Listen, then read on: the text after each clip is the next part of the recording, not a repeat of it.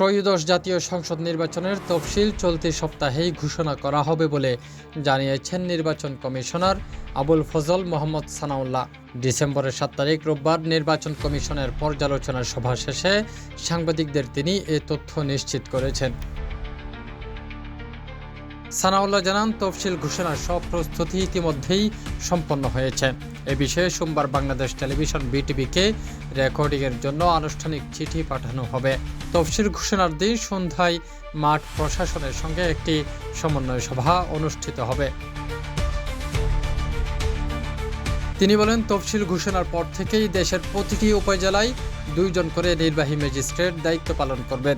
ভোটের 5 দিন আগে আরও ম্যাজিস্ট্রেট নিয়োগ দেওয়া হবে। একই সঙ্গে ভোটের আগের রাতে ব্যালট পেপার সংশ্লিষ্ট সব ভোট কেন্দ্রে পৌঁছে দেওয়া হবে।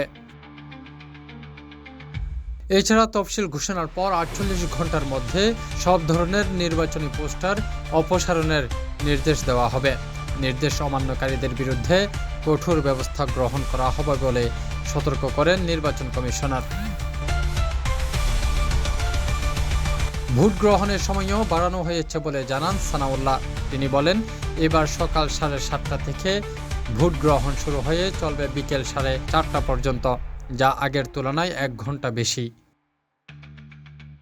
CTG post, Chittagong.